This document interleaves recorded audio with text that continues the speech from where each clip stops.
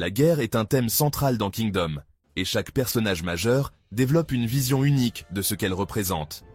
Ces visions, influencées par leur caractère, leur passé et leur rôle sur le champ de bataille, révèlent des perspectives contrastées. Explorons ces différentes conceptions, de l'idéaliste au pragmatique. Pour Guillemot, la guerre est brutale et réaliste. Il voit les généraux comme des instruments de destruction massive, agissant au service de leur roi, mais aussi comme des tueurs qui trouvent un plaisir pervers dans le massacre. Guillemot décrit les généraux comme des « tueurs de masse », une manière de souligner la violence inhérente au rôle. Selon lui, la guerre n'a pas de dimension noble ou héroïque. C'est une lutte pour la survie, et le pouvoir ou la force brute prime. Guillemot ne cherche pas à embellir la guerre avec des idéaux.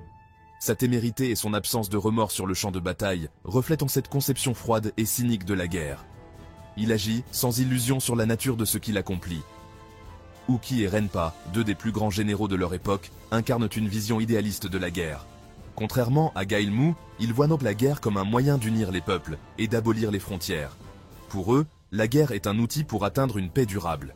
Renpa affirme qu'un véritable général doit être guidé par un rêve, et non par un simple désir de domination. Uki, quant à lui, combat avec l'espoir d'un monde sans frontières, où les peuples vivraient en harmonie. Ces visions font d'eux des figures presque héroïques. Ils se battent avec une certaine noblesse, voyant la guerre comme une responsabilité morale, plutôt qu'un simple jeu de stratégie ou de pouvoir. Pour Shin, la guerre est avant tout une opportunité. Son objectif est clair, gravir les échelons pour devenir un grand général sous les cieux. Cette ambition personnelle teinte sa perception de la guerre d'un pragmatisme jeune et énergique. Contrairement à Uki ou Renpa, Shin ne voit pas la guerre comme un moyen de réaliser un rêve collectif. Il se concentre sur sa propre ascension, motivé par le désir de prouver sa valeur et de remplir la promesse faite à son défunt ami Hugh. Cependant, au fil du manga, Shin commence à comprendre les responsabilités et les sacrifices liés au rôle de général, ajoutant de la profondeur à sa vision initialement simple. Riboku, le génie stratégique de Zhao, a une conception unique de la guerre. Pour lui, elle est un mal nécessaire, mais qui ne doit jamais être menée à la légère. Riboku voit la guerre comme une tragédie humaine, où chaque décision entraîne des pertes irréparables. Son objectif est souvent défensif, protéger son pays et ses citoyens.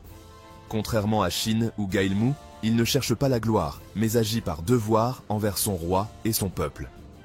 Riboku est pragmatique, combinant une stratégie sophistiquée avec une profonde compréhension des enjeux politiques. Il est prêt à sacrifier beaucoup, mais uniquement dans l'intérêt supérieur de Zhao. Kanki, l'ancien bandit devenu général de Qin, incarne une vision amorale et opportuniste de la guerre. Pour lui, c'est une chance de semer le chaos et d'imposer sa propre loi. Kanki voit la guerre comme un terrain d'expérimentation pour ses tactiques brutales et imprévisibles. Il n'hésite pas à utiliser des méthodes peu conventionnelles, voire cruelles, pour atteindre ses objectifs. Kanki est l'exact opposé d'Uki ou de Renpa. Là où ces derniers voient la guerre comme un rêve idéaliste, Kanki y voit une jungle où seuls les plus rusés survivent. En tant que stratège en chef de Qin, Shuhei-kun adopte une perspective analytique et rationnelle. Pour lui, la guerre est une équation complexe, où chaque mouvement doit être calculé. Shuhei-kun voit la guerre comme un outil de contrôle et d'équilibre. Il cherche à maximiser les gains de Qin tout en limitant les pertes. Cette approche froide et méthodique contraste avec l'impulsivité de Shin ou l'idéalisme d'Uki. Il joue souvent un rôle clé en arrière-plan, guidant les armées de Qin avec une précision inégalée. Dans Kingdom, la guerre n'est pas qu'un simple affrontement de forces, c'est un conflit de vision et d'idéologie.